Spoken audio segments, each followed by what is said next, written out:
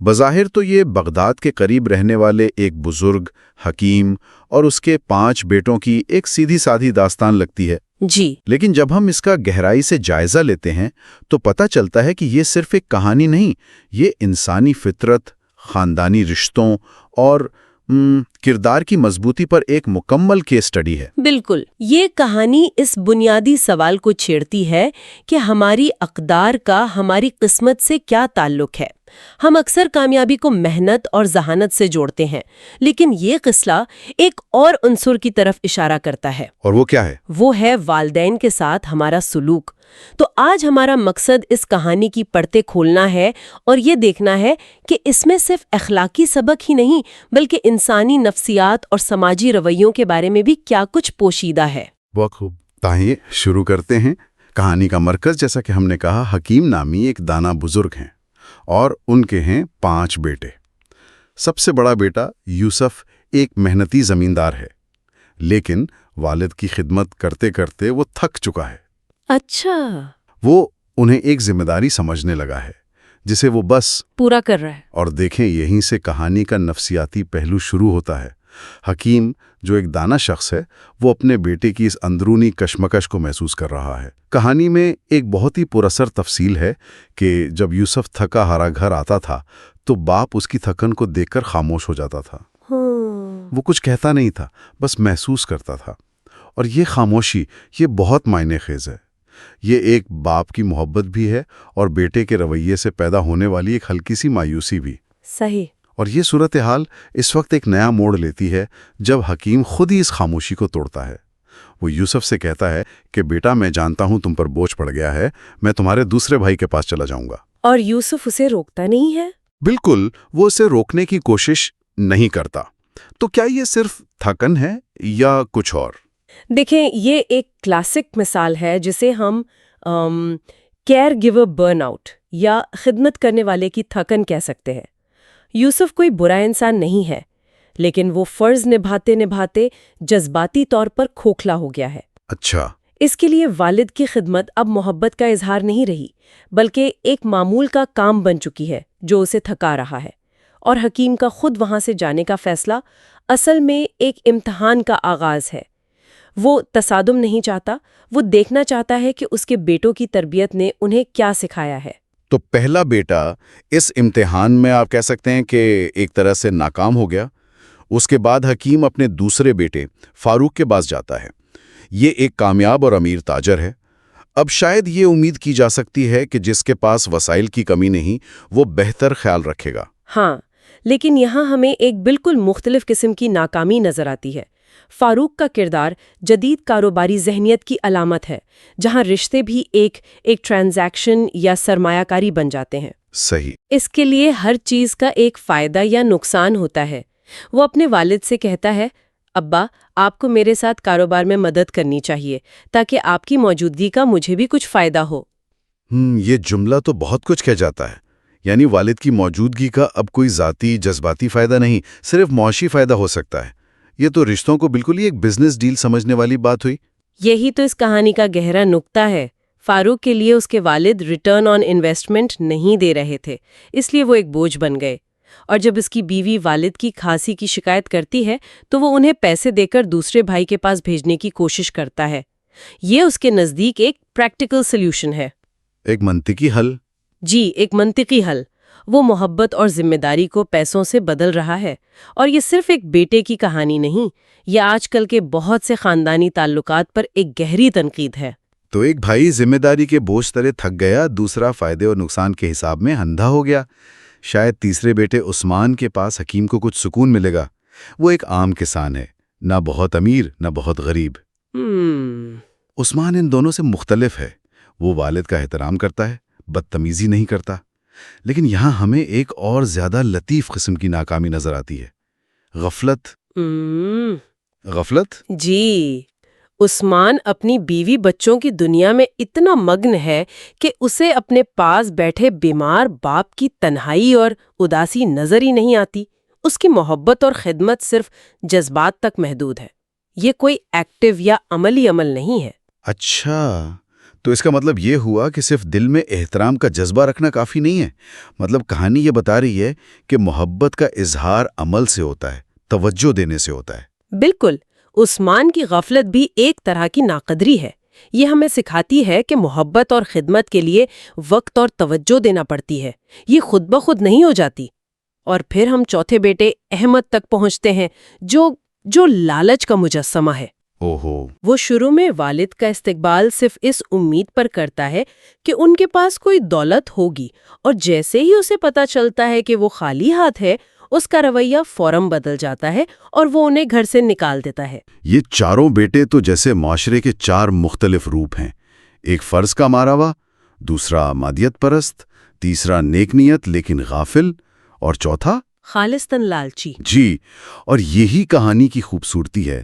یہ ہمیں بتاتی ہے کہ والدین کی ناقدری کرنے کے کئی طریقے ہو سکتے ہیں. کچھ واضح ہوتے ہیں جیسے احمد کا لالچ، اور کچھ بہت لطیف جیسے عثمان کی غفلت. چاروں طرف سے مایوس ہو کر حکیم کانپتے ہوئے قدموں سے اپنے سب سے چھوٹے اور سب سے غریب بیٹے عبداللہ کے گھر پہنچتا ہے. عبداللہ ایک دہاڑی دار مزدور ہے. یہاں آ کر کہانی کا ماحول ہی بدل جاتا ہے. عبداللہ کا کردار باقی تمام بھائیوں کے بالکل برعکس ہے. اس کی دولت مادی نہیں، اخلاقی ہے. کہانی بتاتی ہے کہ وہ اور اس کی بیوی اپنے والد کو دیکھ کر خوشی سے رو پڑتے ہیں. وہ اپنے والد کو بوجھ نہیں بلکہ ایک رحمت سمجھتے ہیں. عبداللہ دن بھر کی محنت سے جو کماتا ہے، اس سے پہلے والد کے لیے دوائیاں لاتا ہے اور پھر گھر کا خرچ چلاتا ہے. یہاں محبت ایک عملی شکل میں نظر آ رہی ہے. جب عبداللہ اپنے بیمار باپ کو دیکھتا ہے تو وہ فکر سے رو پڑتا ہے. اس کے آنسو اور اس کی خدمت دیکھ کر حکیم کو وہ سکون اور عزت ملتی ہے جس کا وہ حقدار تھا. بالکل. یہ اس بات کی دلیل ہے کہ اصل قدر وسائل کی نہیں، نیت اور خلوص کی ہے. یہاں ایک اور نفسیاتی نکتہ بھی ہے شاید. جی بالکل ہے. باقی بھائیوں کے لیے والد کی موجودگی ایک ذمہ داری تھی جسے وہ یا تو نبھا رہے تھے یا اس سے بھاگ رہے تھے. عبداللہ کے لیے والد کی خدمت ایک سعادت ہے، ایک اعزاز ہے. یہ بنیادی فرق ہے. اس کے پاس وسائل کی کمی ہے، لیکن اس کے پاس محبت اور احترام کی وہ دولت ہے جو اس کے امیر بھائیوں کے پاس بھی نہیں تھی. امتحان لیا تھا جس میں صرف وہ کامیاب ہوا. پھر وہ ایک وصیت کرتا ہے. جی. وہ کہتا ہے کہ بغداد میں جابر نامی شخص کے پاس اس کی ایک امانت رکھی ہے، وہ اس سے لے لے. اور وصیت کا سب سے اہم اور دلچسپ حصہ یہ ہے کہ حکیم واضح طور پر کہتا ہے یہ امانت صرف تمہارے لیے ہے، اپنے بھائیوں کو اس میں سے کچھ بھی نہ دینا. یہ الفاظ کہانی میں ایک نئی پیچیدگی پیدا کر دیتے ہیں. یہ تو ایک بہت بڑا اخلاقی سوال ہے. والد جنہوں نے عبداللہ کی بے غرض محبت دیکھی، وہ جاتے جاتے ایک ایسا حکم کیوں دے رہے ہیں جو بھائیوں کے درمیان نفرت کا بیج بو سکتا ہے؟ کیا یہ ان کی طرف سے ایک آخری امتحان تھا؟ یہ ایک بہترین سوال ہے. دیکھیں، بظاہر یہ حکم ناانصافی اور بدلے پر مبنی لگتا ہے نا؟ لیکن گہرائی میں دیکھیں تو یہ عبداللہ کے کردار کا آخری اور سب سے بڑا امتحان ہے. والد دیکھنا چاہتے تھے کہ کیا دولت اور طاقت ملنے کے بعد عبداللہ کا دل بھی بدل جائے گا؟ اچھا. کیا وہ اپنے بھائیوں سے ان کے سلوک کا بدلہ لے گا یا اپنی نیکی اور اعلیٰ ظرفی پر قائم رہے گا؟ تو والد کی وفات کے بعد عبداللہ بغداد جاتا ہے اور وہ امانت لے آتا ہے. وہ اپنے بھائیوں کو جمع کرتا ہے اور والد کی وصیت کے بارے میں بتاتا ہے. لیکن پھر وہ ایک ایسا فیصلہ کرتا ہے جو سب کو حیران کر دیتا ہے. وہ کہتا ہے کہ والد نے جو بھی کہا، میں یہ دولت تم سب میں برابر تقسیم کروں گا. جی. اور عبداللہ کا یہی فیصلہ اس کے کردار کی عظمت کو ثابت کرتا ہے. اسے لالچ نہیں ہے اور وہ والد کے حکم کے باوجود خاندانی اتحاد کو اہمیت دیتا ہے.